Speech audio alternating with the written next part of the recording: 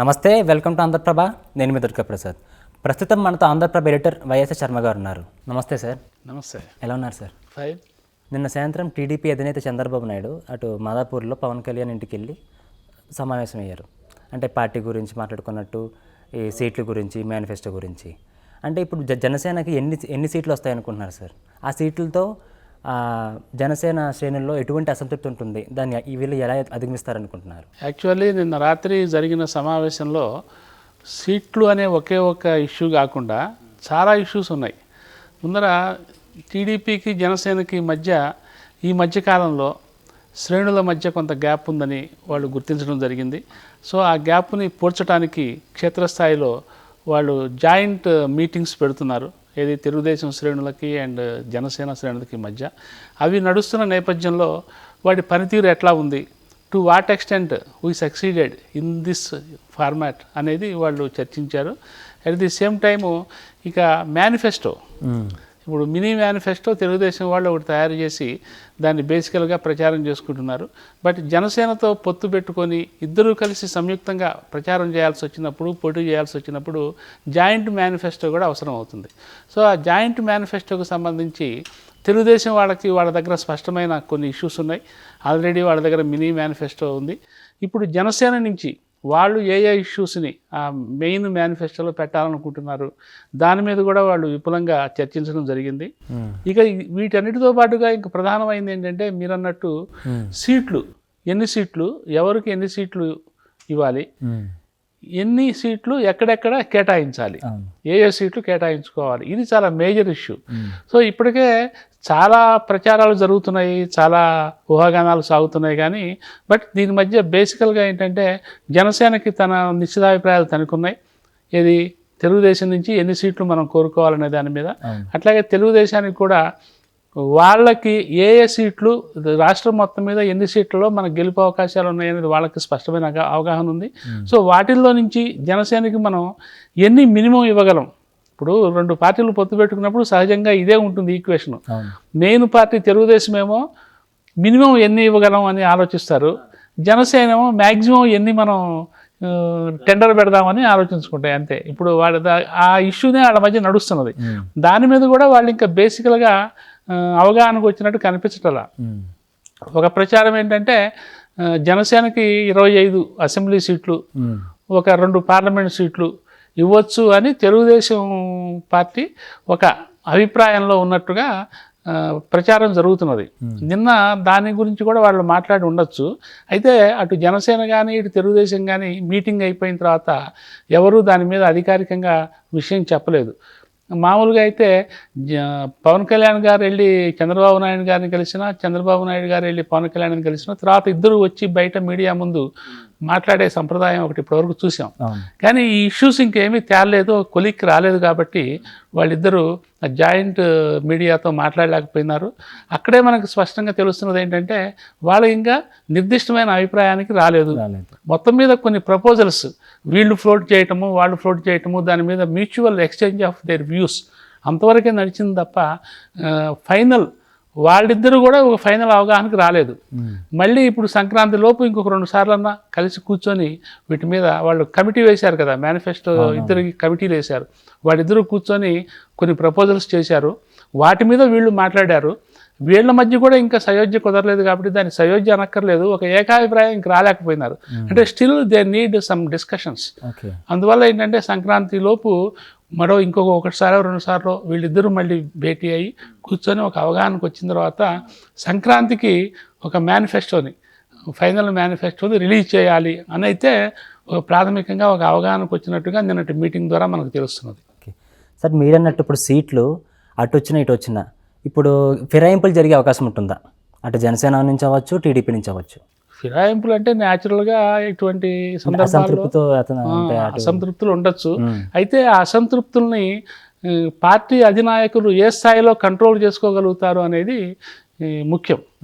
ఎందుకంటే ఇప్పుడు తెలంగాణలో చూసాము, కాంగ్రెస్లో సీట్లు రాని వాళ్ళు అప్పటికప్పుడు స్వతంత్ర అభ్యర్థులుగా కొంతమంది రెబెల్స్ అయినారు, కొంతమంది ఏమో బీఎస్పీ దీని మీద బీఫారం మీద పోటీ చేసిన వాళ్ళు ఉన్నారు. ఇట్లా కొన్ని జరుగుతూ ఉంటాయి. అయితే ఈ తెలుగుదేశం అండ్ జనసేన మధ్య యాస్పిరేషన్స్ అయితే చాలా ఉన్నాయి. ఇది అటు తెలుగుదేశం శ్రేణుల్లోనూ ఇటు జనసేన శ్రేణుల్లో కూడా. జనసేన ముఖ్యంగా ఈ ఎన్నికల్లో వాళ్ళు మ్యాక్సిమం నంబర్ ఆఫ్ సీట్స్ గెలుస్తామని ఒక ఆత్మవిశ్వాసం అయితే వాళ్ళలో కనిపిస్తున్నది. ఏది అటు క్యాడర్లో కానీ ఇటు నాయకుల్లో కూడా. సో సహజంగానే వాళ్ళు ఎక్కువ సీట్లు అడుగుతారు.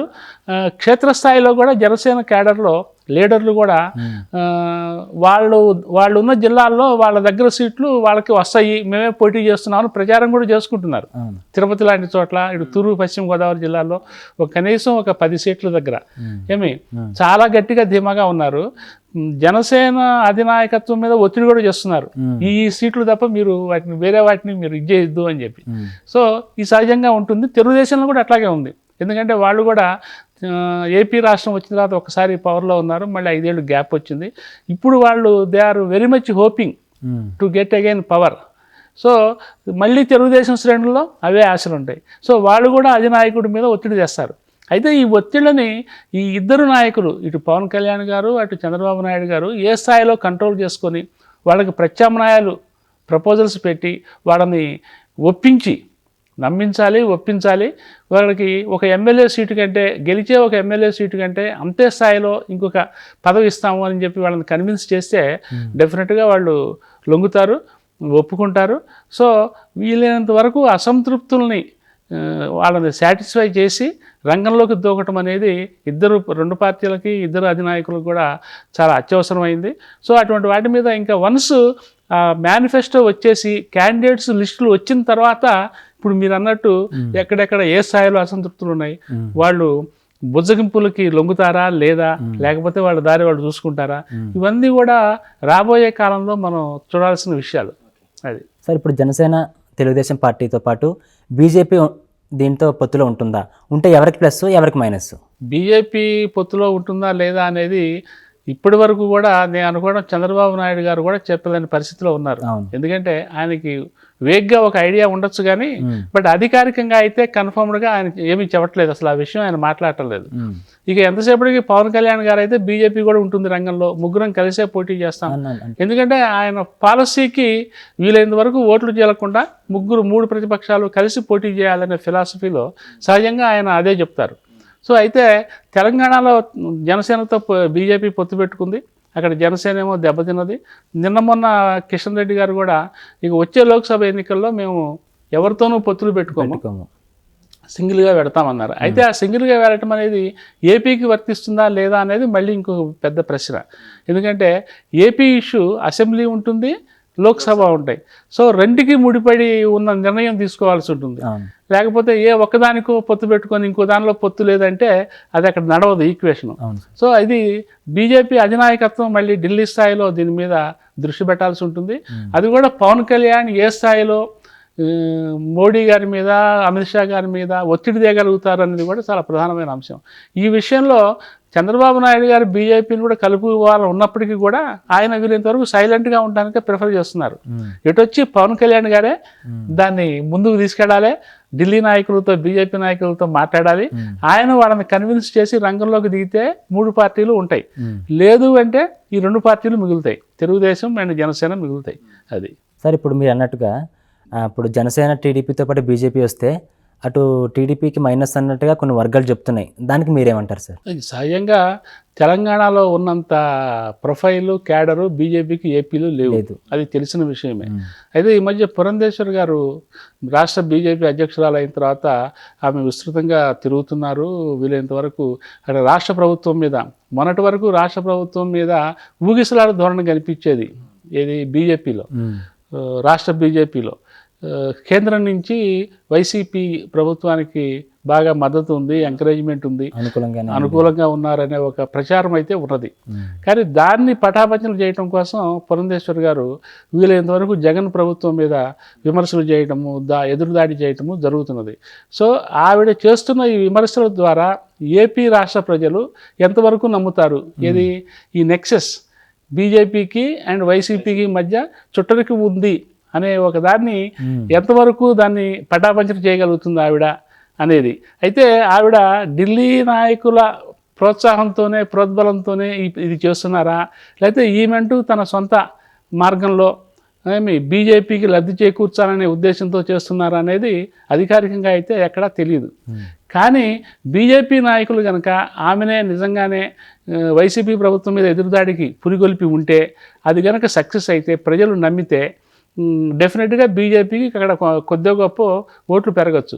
అది జరుగుతుంది అనుకుంటే తెలుగుదేశానికి అండ్ జనసేన కూటమికి ప్లస్ పాయింట్ అవుతుంది. ఎందుకంటే ఇటువైపు తెలంగాణలో చూసాం, ఏది బీఆర్ఎస్ అండ్ బీజేపీ మధ్య పొత్తు ఉంది, ఏమంటే అనధికారికమైన వ్యవహారం నడుస్తున్నది అని చెప్పి ఎన్నికల ప్రచారంలో కూడా కాంగ్రెస్ ప్రచారం చేసింది. కొంత దాని విజయంలో అది కూడా కొంచెం 1% దాని పాత్ర కూడా ఉండొచ్చు. అట్లాగే ఏపీలో కూడా వైసీపీ ప్రభుత్వానికి బీజేపీ ప్రభుత్వానికి మధ్యలో చుట్టరికం ఉన్నది అనే ఒక ఇదైతే ఉన్నది. ఆ విషయంలో ఏపీ ప్రజల్లో బీజేపీ మీద కొంత అసంతృప్తి ఉన్నది. దాన్ని ఎంతవరకు ఈమె లేకపోతే ఢిల్లీ నాయకులు తొలగిస్తారనేది ఇక ఈ 2-3 నెలల్లో మనకి క్లారిటీ అయితే వస్తుంది. నారా లోకేష్ చేపట్టిన యువగలం పాదయాత్ర ఇవాళ అగనంపుడితో పూర్తవుతుంది. ఈ మొత్తం పాదయాత్ర మీద మీ విశ్లేషణ ఏంటి సార్? ఇది నారా లోకేష్ గారికి చాలా మంచి ఛాయిస్, అవకాశము, ఒక రకంగా సక్సెస్ స్టోరీ కూడా. వీళ్ళు మధ్యలో కొంతకాలం బ్రేక్ వచ్చినప్పటికీ దాదాపు ఈ ఏడాది జనవరి 27వ తారీఖు అనుకుంటా ప్రారంభించి ఇంకా సంవత్సరం కూడా పూర్తి కాలేదు, ఇవాళతో ముగుస్తున్నది. సో ఎల్లుండి దాని విజయోత్సవ సభ, ముగింపు సభ అన్నీ కలిపి పెడుతున్నారు. సో ఇది ఆయన వీలైనంత వరకు ఆయన రాజకీయాల్లోకి ఎంటర్ అయిన తర్వాత, ఈవెన్ మంత్రిగా పనిచేసిన రోజుల్లో కూడా చేరని జనానికి ఆయన చాలా దగ్గర అయినట్టుగా మనకు తెలుస్తున్నది. ఎందుకంటే అటు చిత్తూరు జిల్లాలో కుప్పం దగ్గర నుంచి మొదలుపెట్టి ఆయన ఈ మార్గ మధ్యంలో అన్ని జిల్లాలు టచ్ చేసుకుంటూ వస్తున్నప్పుడు రకరకాల దాదాపు 225 రోజులు 27 రోజులు అయినట్టుంది.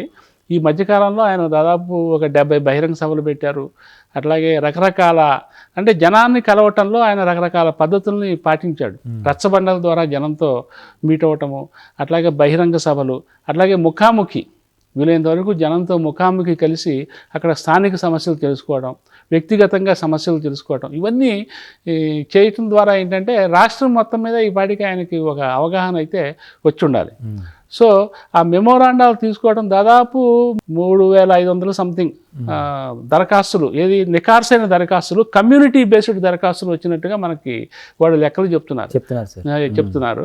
సో వాటన్నిటినీ ఆయన కనుక వడబోసి ఫిల్టర్ చేసి వాటిని ఆ సమస్యలు మూలాలను తెలుసుకొని వాటికి పరిష్కారాల గురించి వాళ్ళ మేనిఫెస్టోలో కనుక పెడితే డెఫినెట్గా ఇది నారా లోకేష్ గారి క్రెడిబిలిటీ కిందకు వస్తుంది. ఆయన ప్రతిభగా జనం గుర్తిస్తారు. ఇది ఎంతైనా సరే రేపటి ఎన్నికల్లో ఓవరాల్గా తెలుగుదేశం పార్టీకి మంచి ఫెచ్చింగ్ పాయింట్ అవుతుంది. చూశారు కదండి వాళ్ళ విశ్లేషణ. మరొక విశ్లేషణతో మళ్ళీ కలుద్దాం. చూస్తూనే ఉండండి ఆంధ్రప్రభ.